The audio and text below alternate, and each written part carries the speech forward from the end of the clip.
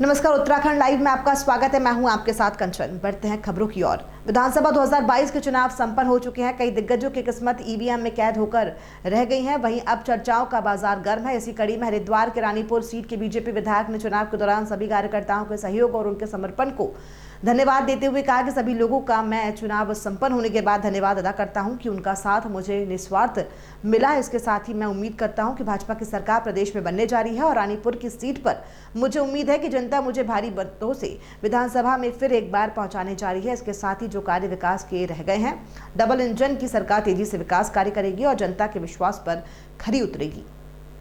आज कांग्रेस भवन में कांग्रेस के प्रदेश प्रवक्ता गरिमा दस्तौनी ने बताया कि बिल्कुल सही समय पर अध्यक्ष जी ने जो आदेश दिए हैं ईवीएम पर निगरानी रखने के, उन्होंने बताया कि भारतीय जनता पार्टी प्रदेश में सरकार बनाने के लिए किसी भी हद तक जा सकती है। साम दाम दंड भेद हर प्रकार का इस्तेमाल भारतीय जनता पार्टी सत्ता में आने के लिए कर सकती है। आज देश की बालिकाएं विदेशों में देश का नाम रोशन कर रही हैं। नेपाल में हुई 3 किलोमीटर इंटरनेशनल रेस में डोईवाला की काजल लोधी ने गोल्ड मेडल जीतकर क्षेत्र का ही नहीं बल्कि देश का गौरव बढ़ाया है। आपको बता दें कि काजल लोधी इससे पहले भी नेशनल स्तर पर प्रदेश का नाम रोशन कर चुकी हैं और अब इंटरनेशनल स्तर पर 3 किलोमीटर रेस जीतकर भारत की झोली में गोल्ड दिया है। हालांकि ग्रामीण क्षेत्र में रहने वाली काजल लोधी को सरकार द्वारा कोई आर्थिक मदद नहीं दी गई है, जिससे खेल प्रतिभाओं को परेशानियों का सामना भी करना पड़ता है। लेकिन पेशे से किसान की बेटी ने क्षेत्र का नाम रोशन किया है। क्षेत्र में खुशी की लहर है।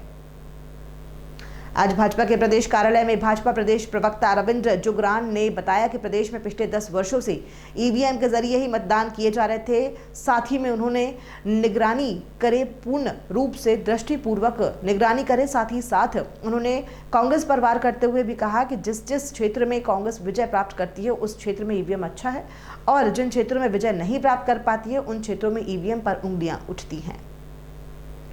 गुरुकुल कांगड़ी विश्वविद्यालय के साइंस कंप्यूटर साइंस विभाग में आगामी 24-25 मार्च को एक कार्यक्रम का आयोजन किया जा रहा है। इवेस्ट मैनेजमेंट चैलेंजिंग एंड अपॉर्चुनिटी पर नेशनल कॉन्फ्रेंस के आयोजन गुरुकुल कांगड़ी विश्वविद्यालय में भी किया जा रहा है, जिसमें ई कचरा को किस तरह से निस्तारण कर उसका जैविक खाद बनाया जाए और इसका उपयोग उच्च स्तर पर किया जाए, इसको लेकर लोगों को जागरूक किया जाएगा। आज प्रेस वार्ता के दौरान गुरुकुल के प्रोफेसर श्वेतांग आर्य ने बताया कि कचरे से हम किस तरह से रोजगार उत्पन्न कर सकते हैं। तमिलनाडु में लावण्या आत्महत्या मामले में अखिल भारतीय विद्यार्थी परिषद ने देहरादून के लसडाउन चौक पर तमिलनाडु सरकार का पुतला दहन किया है। इस मौके पर बड़ी संख्या में एबीवीपी के कार्यकर्ता मौजूद थे। लावण्या के मौत के मामले में अब एबीवीपी के क्षेत्रों का विरोध प्रदर्शन पूरे देश में शुरू हो गए हैं। लावण्या इंसाफ दिलाने के लिए मांग को लेकर वीरवार को लावण्या इंसाफ दिलाने के लिए की गई मांग को लेकर गुरुवार को अखिल भारतीय विद्यार्थी परिषद द्वारा देहरादून के लसडाउन चौक पर तमिलनाडु सरकार का पुतला दहन किया। विधानसभा चुनाव के बाद उत्तराखंड बीजेपी में गहमा गहमी का माहौल बना हुआ है। इस बीच बीजेपी प्रदेश अध्यक्ष मदन कौशिक के ट्विटर अकाउंट से एक फर्जी ट्वीट ने घमासान मचा दिया है।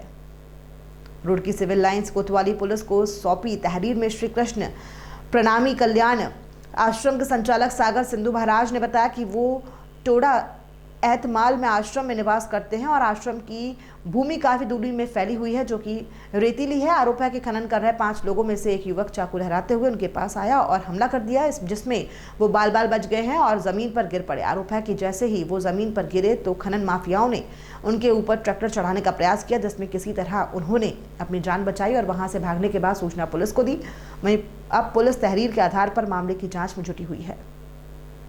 चुनाव संपन्न होने के बाद अब जगह जगह जोड़ तोड़ की राजनीति देखने को मिल रही है।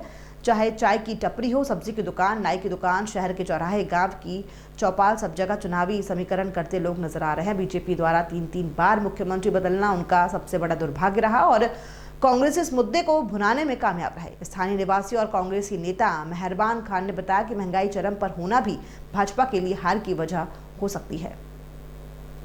उत्तराखंड लाइव में फिलहाल इतना ही। मुझे दीजिए इजाजत। नमस्कार।